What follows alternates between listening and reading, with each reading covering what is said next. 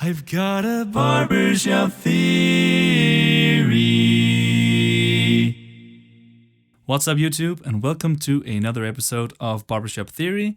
This episode is special to me because it's all about arranging in the barbershop style. Now, before we begin, I just want to preface that there are different resources out there to teach you how to arrange in the barbershop style. The goal of this video is to teach you my approach to barbershop arranging and to teach you a step-by-step guide that I use for all my arrangements. The biggest hurdle for newcomers is to not really know where to begin when it comes to arranging a new song. And it's very easy to get lost in the arranging process. My strategy is based on doing as much preparation as possible early on in the process. This way you're able to put all your fun and amazing ideas and simply just drop them into the rough framework of the arrangement. I call this the 5 steps of barbershop arranging. And just a quick disclaimer, this video is based on the premise that you have the basic knowledge of building chords and simple music theory. And also that you know your way around music notation software such as Sibelius, Finale, MuseScore, etc. Okay, my 5 steps are: number 1, picking the right song. Number 2, the grunt work. Number 3, homophonic harmonies. Number 4, adding or changing chords. And number 5, adding character. Step 1 might sound dumb or redundant, but it's important. As an arranger myself, I can't count how many times people have suggested songs to me that simply won't fit the barbershop style. And when I say does not fit the style, I mean that the melodic or harmonic structure of the song is simply too far away from what we typically want in a good barbershop arrangement. Things like a singable melody, common notes between the melody and the chords, and also chord progressions that lend themselves to create circle of fifth motion are really important to create a natural sounding barbershop arrangement. If a song is too simple harmony-wise, maybe based on only 2 chords, then you would have to artificially introduce a lot of barbershop harmony, which would then take away from the original song. On the other hand, the more complex a song is, maybe with advanced jazz harmony, maybe Jacob Collier, the more difficult it typically is to make the song fit the barbershop style. Our goal as arrangers is to serve the original song. We want to create something that strengthens what's already there and not add something that would take away from the original song. As an audience member and even as a barbershop judge judging a competition, we want the satisfaction of being able to recognize the original song. So if you forcefully add a ton of barbershop elements to your arrangement, the listener can actually feel confused and sometimes even disappointed by the fact that your arrangement sounds nothing like the original. The more you listen to barbershop and the more you arrange, the easier it gets to distinguish between a good song and a bad song for barbershop. For this video, I've chosen a jazz tune because they typically rely on a lot of circle of fifth motion and a lot of 2-5-1 cadences, which is perfect for barbershop harmony. I went with the song When My Sugar Walks Down the Street, as sung by Nat King Cole. Let's get going. Step 2, the grunt work. Or put otherwise, writing in the melody and lyrics in your notation software. A lot of the work we're doing in this step can be tedious. But it's important to keep in mind that there's a reason why I always do this, but I'll get to that in a second. These days, most songs have sheet music available either for free or for purchase online, and it's usually fairly cheap. Having the sheet music as a guide will save you a ton of work and also from a lot of headaches trying to transcribe the song by ear. So why are we doing the grunt work? The main reason we do this is to get a clear outline of the entire song from the very beginning, which will help you keep track of your progress when you get further into your arrangement. A tip could also be to add chord symbols to the entire song. This can be helpful when you start to add homophonic harmonies, which is step 3, but also further into the process so you can more easily find the places where you've altered the original harmonies. This way, it's easier to go back to the original if an idea does not pan out the way you intended. Step 3, homophonic harmonies. Here's where things start to get interesting. Using both the melody and the chord symbols we added in step 2, we now simply add harmonies to the remaining 3 parts. It's a good idea to start with the bass part. The bass usually sings root notes or fifths, so let's try to just add root notes to begin with. A general rule of thumb when it comes to good voice leading is to make the voices do as little traveling as possible. The bigger the jumps, the more difficult it typically is to sing. When my sugar walks down the street, all the little birdies go tweet, tweet, tweet. With the bass in place, let's move on to the next part. Next up is the tenor part. A characteristic of the barbershop style is that the tenor harmonizes above the lead. This usually results in a very melodic and singable phrase. As you can see, the tenor barely has to do any traveling when changing from chord to chord. When my sugar walks down the street, all the little birdies go tweet, tweet, tweet. In barbershop, we typically want the four parts to be as close as they possibly can to each other. In general, the tenor harmonizes above the lead. And since we're in the key of G and the melody sings the note D, the nearest chord note above the lead is the note G. And because the note G is also part of the following chord, A dominant 7, the tenor can stay on the same note. In the next measure, the tenor is singing the note F sharp. And in the key of G, F sharp wants to resolve upwards towards G, even though that creates a bigger distance between the lead and tenor. As you can see in measure 4, I've made the tenor jump from G to D. This is because we otherwise would end up having 3 root notes on tweet tweet, so making the tenor jump down to D fixes that issue. And last but not least, let's write in the baritone part. The baritone part is notoriously known for being the underdog of barbershop, getting all the leftovers that the other singers didn't want to sing. This can lead to some pretty difficult baritone parts, but speaking as a baritone, that's also what makes it so much fun to sing. And when all this is said and done, you should always try to make all 4 parts feel and sound singable. When my sugar walks down the street, all the little birdies go tweet, tweet, tweet. Here I've tried to fill out the missing notes in each chord. The first chord was missing the 3rd, B, and the second chord was missing the 5th, E. At this point in the arranging process, all we have to do is to fill out each chord to get 4-part harmony.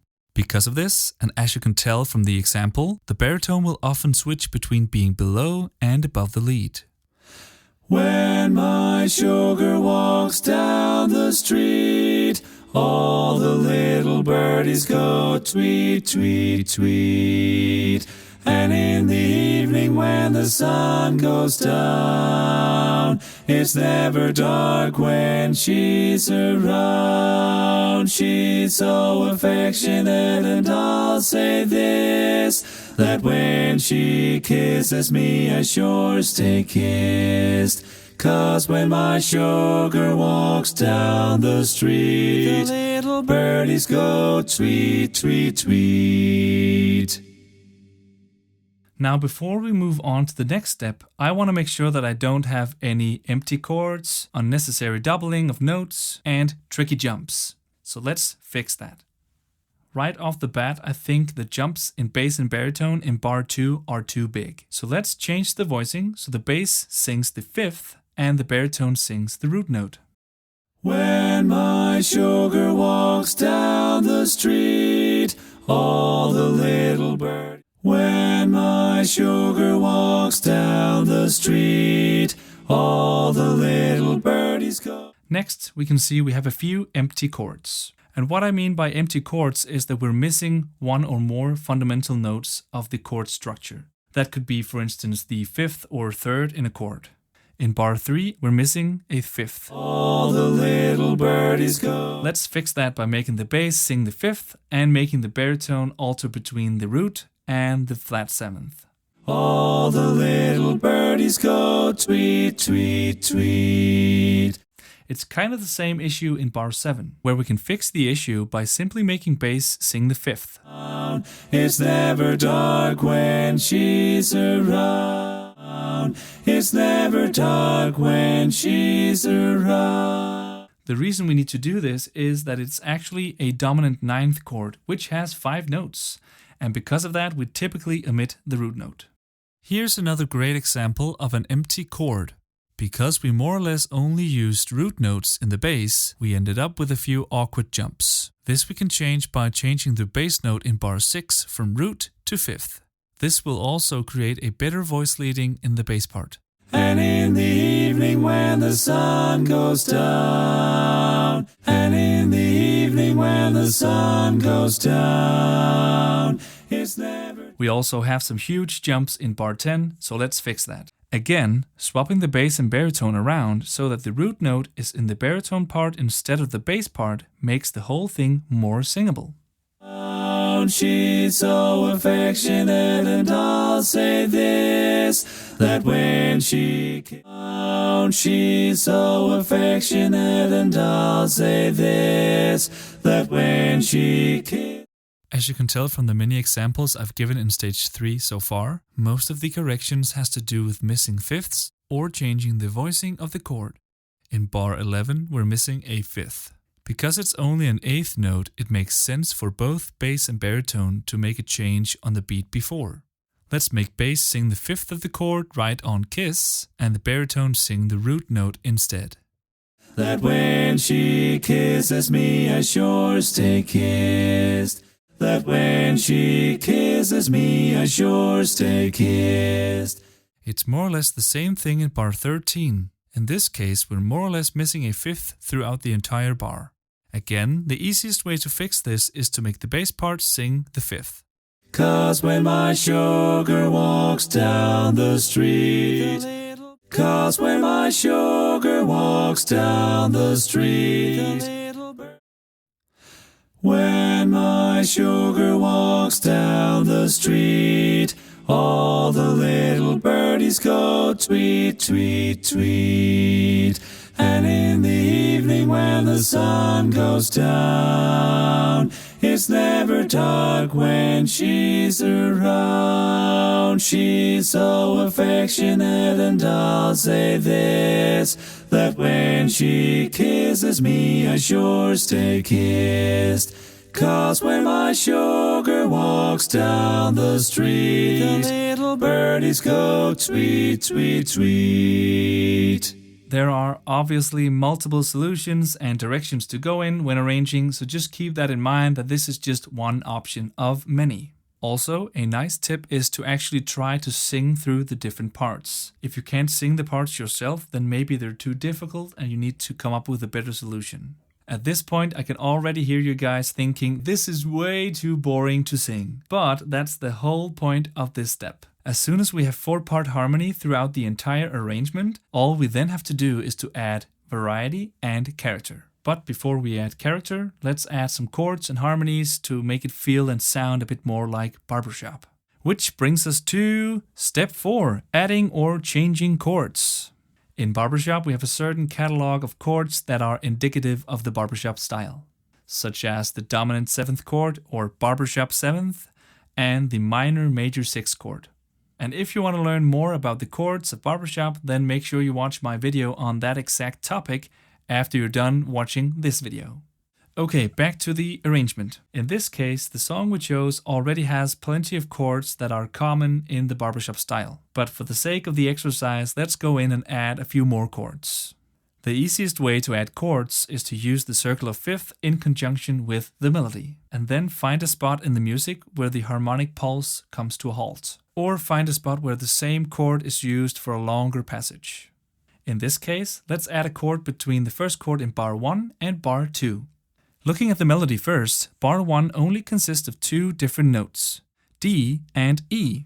If we look at the circle of fifths, we know that E major leads to A major. And seeing how the melody sings the notes D and E, we can easily put in an E dominant 7th in front of the A major. Another Barbershop trick we can use is to add a chromatic chord variation in between 2 of the same chords, like an A diminished chord in between 2 A dominant 7th chords.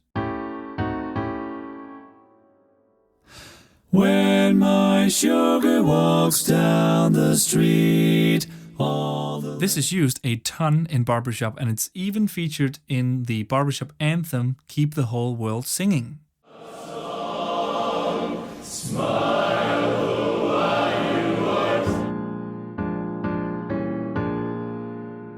We can also add some minor major 6 chords, for instance in bar 4 and 14, just to get that barbershop sound. But sometimes changing chords require us to actually change the surrounding chords as well. In bar 4, for instance, I had to change the chords surrounding the C minor major 6 chord because I found that the voice leading was too messy. All the little birdies go tweet, tweet, tweet.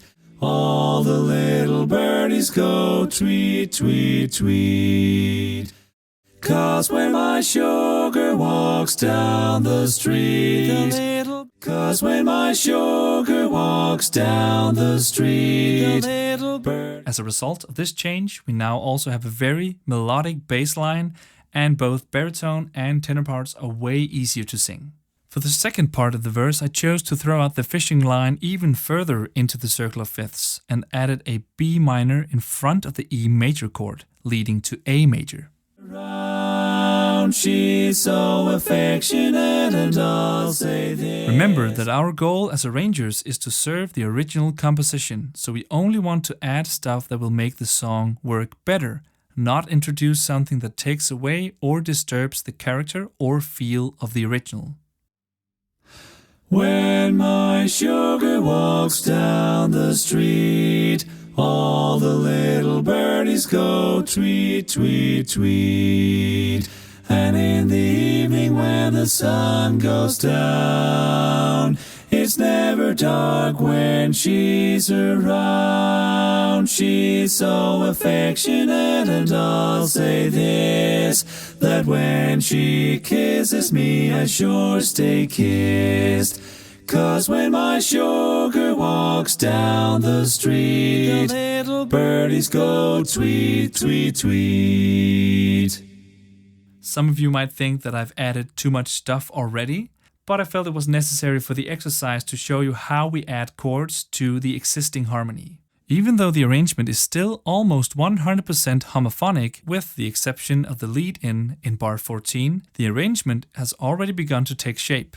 We could stop right here and this would still sound and feel like a classic barbershop arrangement. It's not the most exciting barbershop arrangement, but for beginners and newcomers to arranging, it's very important to get familiar with these tools that we use in the first 4 steps. Step 5, adding character. This is basically where all the fun begins and all your musical ideas come to life. Here we can add more variations in the arranging style and break away from using exclusively homophonic phrases. Here I've made a list of some of the most characteristic hallmarks of the barbershop style that I could find in the original Barbershop Arranger's Manual. Let's add some solo voices. Bar 5 and 9 seems like a good fit for that. Solo voices are exactly that. A passage where one voice, typically the lead, sings the lyrics supported by humming or singing a neutral syllable or vowel sound in the other voices. And in the evening when the sun goes down, and in the evening when the sun goes down. In bar 9, we can also add what is called neutral syllable effects with a walking bass line. She's so affectionate, and I'll say this. She's so affectionate, and I'll say this. In bar 4, we kind of get the blossom effect, which is when you start in unison and then spread out in harmony, kind of like a flower blossoming. All the little birdies go tweet, tweet, tweet. A good example of this effect can be found in the very popular tag Like Leaves Will Fall by Jake Tickner. We'll fall like leaves will fall, we'll fall. We can also use the effect called backtime to create rhythmic variations in bar 6 and 7. Here, the bass, baritone, and tenor starts the phrase on the pickup and then sing the lyrics in a different rhythm from that of the lead. Evening when the sun goes down, it's never dark when she's around. When the sun goes down, it's never dark when she's around. Typically, back time is defined as an arranging tool designed to lengthen the duration of syllables or words in the harmony parts to support the melody. Affectionate, and I'll say this, that when she kisses me, I sure stay affectionate, and I'll say this, that when she kisses me. We can also pass on the melody to other parts, for instance, the bass. This is a very handy tool if the vocal range of the song is either too high or too low for the lead singer, but it can also just function as a fun variation in your arrangement. Bar 12 felt like the perfect spot to do that. That when she kisses me, I sure stay kissed. That when she kisses me, I sure stay kissed. Actually, let's do that towards the end of the arrangement as well. The little birdies go tweet, tweet, tweet. The little birdies go tweet, tweet, tweet. Another very popular arranging tool is called contrary motion effects, or as I've heard people call it, scissor effect. This is used in almost all barbershop arrangements in some shape or form. When I leave the world.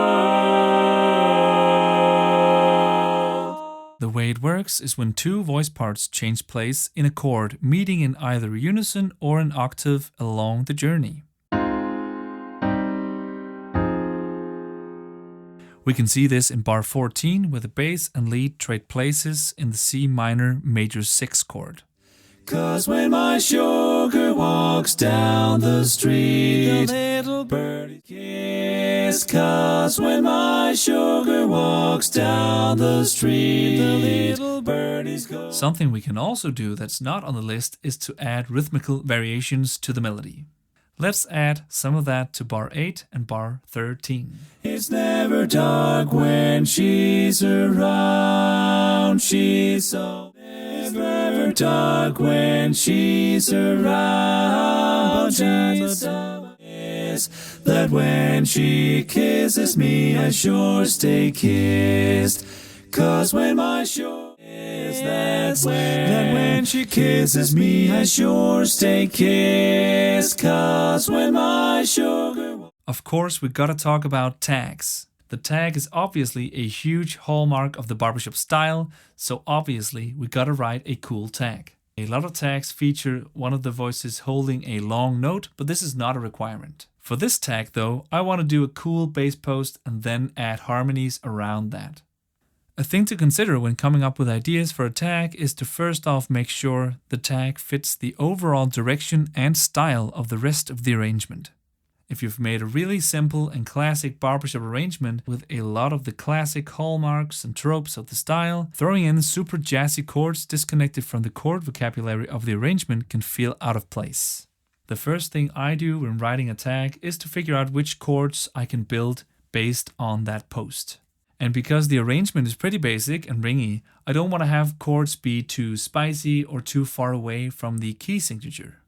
I know that I can use the chords G, C, E flat and A without running into trouble.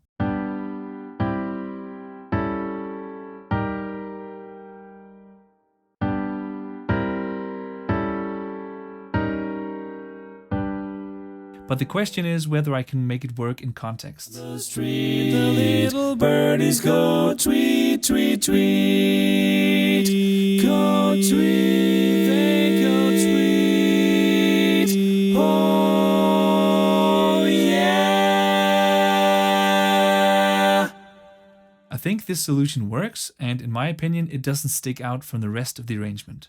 You could probably add more stuff to this arrangement, and some of you might argue that I've already added too much, but I'm kind of happy with how it sounds right now. Let's listen to the whole thing. When my sugar walks down the street, all the little birdies go tweet, tweet, tweet. And in the evening when the sun goes down, it's never dark when she's around. She's so affectionate, and I'll say this, that when she kisses me, I sure stay kissed. 'Cause when my sugar walks down the street, the little birdies go tweet, tweet, tweet. Go tweet, they go tweet. Oh yeah.